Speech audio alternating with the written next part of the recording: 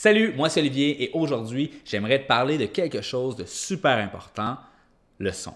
Le son, mais pas dans n'importe quel contexte. Dans le contexte de production de vidéos et de distribution de vidéos sur Internet. Dans le sens que toi, tu fais un vlog, tu veux faire des vidéos de vente pour tes produits, tu veux faire une présentation, filmer une conférence, n'importe quoi que tu veux packager dans une vidéo et distribuer aux gens. Donc, pourquoi est-ce qu'on parle de ça? Parce qu'il n'y a rien de plus agressant qu'une mauvaise qualité sonore dans une production vidéo. Tu essaies de te concentrer pour écouter une conférence, mais à chaque fois que les speakers grichent, à chaque fois qu'il y a du son qui sort, que la personne parle, ça te rappelle constamment de la piètre qualité de production, du peu de soucis qui ont été mis dans la production de cette pièce de contenu-là. Et en tout cas, je ne sais pas pour toi, mais moi, il n'y a rien qui me sort plus de l'expérience immersive d'une vidéo qu'une mauvaise qualité de son. Je suis d'accord avec toi, si tu veux faire des vidéos de chat, peut-être que ce n'est pas nécessairement pertinent d'avoir le son du siècle, OK? Mais si tu veux transmettre de l'information, transmettre une histoire ou n'importe quoi qui vaut la peine d'être décrit et d'être, tu sais, qui veut transmettre une expérience à la personne, ça va te prendre une bonne qualité sonore. La plupart des gens prennent leur iPhone, ils se mettent à filmer un peu partout, ou encore un DSLR, tu commences à filmer, sauf qu'on va voir la différence entre un DSLR et un autre micro, et la différence, c'est le noir et blanc, c'est le jour et la nuit, OK?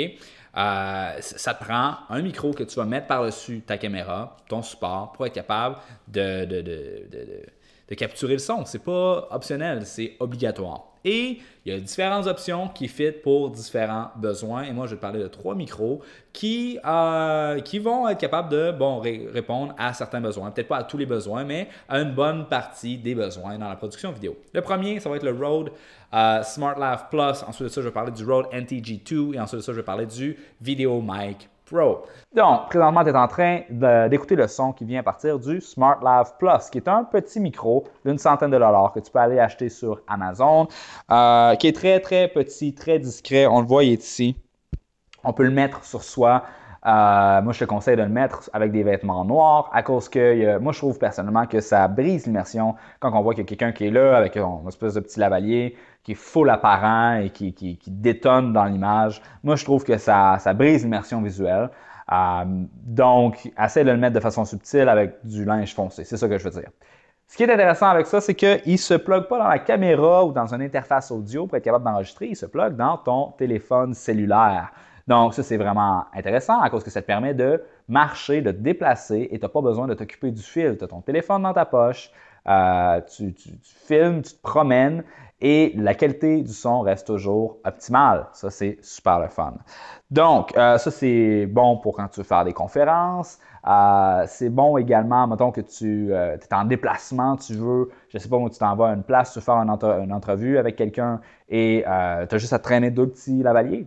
Et tu hookes la personne avec son lavalier, tu mets le tien, vous enregistrez sur vos iPhones et c'est pas plus compliqué que ça prend pas d'espace, c'est pas trop coûteux, 100$ chaque comme que je viens de dire. C'est le moins cher des micros que je vais te parler aujourd'hui. Donc, ça fait une job qui est relativement intéressante. Donc, ensuite de ça, il va y avoir le Rode NTG2. Donc, présentement, tu m'écoutes avec le son qui est capté de mon Rode NTG2 qui est à environ ça ici de mon visage. C'est un micro qui est intéressant. C'est un micro à condensateur, shotgun mic. Ça veut dire que c'est unidirectionnel. Okay? Ça prend juste qu'est-ce qui est dans un cône en avant de soi. Donc, le placement du micro est important et ça fait en sorte que, il est petit, il y a une batterie à l'intérieur, donc tu n'as pas nécessairement besoin d'avoir une interface audio qui fournit le courant.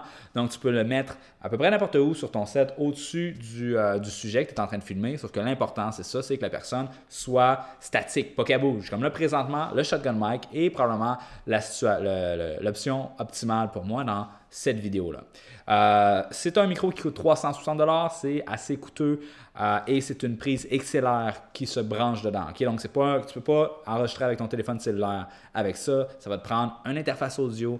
Tu en as qui sont pas chers, il y en a qui sont à partir de 100$, il y en a même, je pense, à 30$. Qui vont te permettre d'enregistrer via ton ordinateur. il y a, je pense, c'est quoi? C'est le Zoom X6 ou quelque chose dans ce genre, je pense, qui permet de bien enregistrer le son à partir d'une prise XLR. Je vais corriger par-dessus la vidéo si je me suis trompé dans le nom parce que je ne l'ai pas, celui-là, je n'ai jamais testé. Moi, présentement, je suis dans une interface audio qui se branche en dessous de mon DSLR, qui est le Tascam DR60D MK2. Donc ça, je pense que ça m'a coûté quelque chose comme 350 $. Ça te permet d'enregistrer, je pense, c'est 6 inputs, donc 2 XLR avec 4 autres, je pense, à travers un jack, une prise, un 8. Mais bref, OK? Fait que juste savoir que quand tu as ce genre de micro-là, ça va te prendre une interface audio. Moi, dans mon cas, ça m'a coûté à peu près 700 $ pour les deux. Tu es capable d'avoir moins cher pour ton interface audio, mais il faut que tu te dises que pour avoir une bonne qualité, ça va être dans ces prix-là. Ensuite de ça, ouais, c'est ça. Fait que si tu veux faire des vidéos de, je sais pas moi, de formation, parce que tu es dans la cuisine, tu es en train de montrer à des gens comment couper quelque chose, puis que tu sais que tu vas rester sur place, ou que tu es devant une toile, puis que tu sais que tu vas rester sur place, les shotgun mic, c'est vraiment intéressant parce que ça ne vient pas obstruer le champ visuel. C'est juste que l'important, c'est que, encore une fois, il soit le plus près du sujet possible. Et finalement, je vais te parler du VideoMic Pro, qui est un autre micro fait par Rode, qui est assez intéressant à cause qu'il se branche directement par-dessus la caméra. Il coûte 300 $ et le fil qui sort de tout ça, ça va directement dans ton DSLR. Fait que tu n'as pas besoin d'avoir d'interface audio, tu n'as pas besoin de rien avoir. Stock, ça vient. Tu peux te promener avec, c'est compact, c'est petit, c'est facile à transporter à cause que ça vient avec ta caméra, tu n'as pas besoin de l'enlever, tu as juste à te promener tout le temps avec. Je vais envoyer une photo par-dessus par-dessus la vidéo pour te montrer un peu plus ça a l'air de quoi.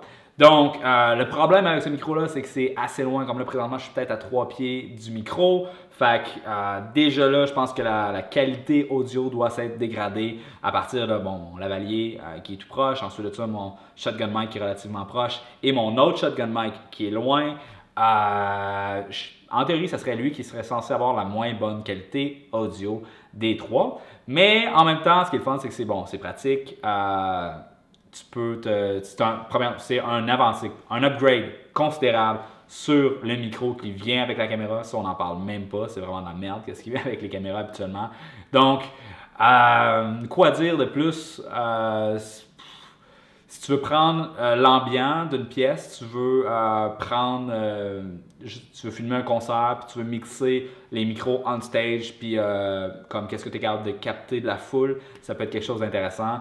Dans quel contexte est-ce que je le recommande? Sinon, si tu veux faire un vlog et que tu ne veux pas avoir à te micer, avoir à traîner un lavalier sur toi, le micer dans ton téléphone, je pense que ça pourrait être intéressant. Mais sinon, je pense que c'est celui qui a le moins bon rapport qualité-prix à cause qu'il fait trop de compromis puis il excelle pas dans beaucoup de situations. À moins d'être vraiment près de ton sujet, encore une fois, c'est rare que tu vas avoir une très très bonne qualité audio. OK, donc maintenant ce que je vais faire, c'est que je vais couper la vidéo et je vais enlever mes micros, je vais me filmer avec l'audio interne de mon appareil Canon, qui est présentement un Canon 70D, qui est un appareil qui coûte quand même, je pense, 1100 $. By the way, si vous voulez un nouveau body, je vous recommande fortement le Canon 80D, qui est simplement l'upgrade du 70D, c'est parce que moi, il n'était pas encore sorti quand j'ai acheté mon 70D. Bref, fait que je coupe ça, je reviens avec l'autre enregistrement. Tour de magie, je suis maintenant en train d'enregistrer avec le micro qui provient directement de mon DSLR, qui est un Canon 70D. Et première chose qu'on va probablement remarquer, c'est la quantité de bruit qu'il y a, le noise, le background noise, cette espèce de grichement qu'on entend en arrière. Probablement que c'est très très écho aussi. Donc c'est pas excessivement incroyable comme qualité et on voit définitivement pourquoi est-ce qu'on est mieux d'aller chercher un micro professionnel pour être capable d'avoir une meilleure qualité de son. Donc, j'aimerais ça revenir sur mon Smart Lav à cause que, bon, première chose qu'on a remarqué dans ma vidéo tantôt, c'est que la qualité n'était pas tant sur la coche que ça. Je l'ai réécouté, j'avais comme ah ouais, je peux pas vraiment recommander ce micro-là. Mais la chose qu'il faut qu'on dise, c'est que, là, on va regarder là, au fur et à mesure que je le filme, c'est que c'est la distance avec la bouche qui fait en sorte que la qualité devient intéressante ou non. Alors là, pour moi, je l'avais ici, qui était relativement bas. Donc, si je parle directement en direction du micro, je vais avoir une bonne qualité sonore. Sauf que si je parle loin du micro, la qualité va être vraiment pas bonne. Comme là, en ce moment, je parle à la même distance de mon lavalier et à la même inclinaison que mon Rode NTG2. Donc, c'est ça qui va faire toute la différence, vraiment. Donc, c'est tout pour cette vidéo. J'espère que tu as apprécié la comparaison. J'espère que tu as vu la valeur dans qu'est-ce que j'avais à offrir au sein de cette vidéo. Si jamais tu as des commentaires, dis-moi lequel que tu as préféré. D'après moi, ça va être unanime pour le Rode NTG2. Il y a une liste de tout l'équipement que j'utilise pour être capable de filmer qui se retrouve sur mon site web au olivierlambert.ca /fr /équipement. Il va y avoir un lien à l'écran ainsi qu'un lien ci-dessous. Si jamais tu veux acheter l'équipement que je t'ai parlé, donc l'appareil photo, la lentille, mon ring light, mon éclairage, les micros, mon interface audio. Donc moi, j'utilise un Tascam DR70 MK2. Tous les liens vont être là. C'est des liens d'affiliation vers Amazon. Ce genre de choses-là, c'est ce qui va me permettre de soutenir cette chaîne YouTube et me permettre de faire plus de vidéos comme celui-ci. Et comme toujours, si tu as apprécié cette vidéo, clique sur Thumbs Up. Et si tu veux plus de vidéos dans ce genre-là, où ce que je vais parler, je ne sais pas moi, de faire comment faire des vidéos, comment faire du montage, ou encore parler de marketing, comment avoir plus de leads, comment vendre par Internet, comment faire un blog, tout ce genre de choses-là, abonne-toi à ma chaîne, Olivier Lambert, Marketing Scotch et Domination mondiale. Alors sur ce, je te souhaite de passer une excellente fin de journée et on se dit ciao, peace!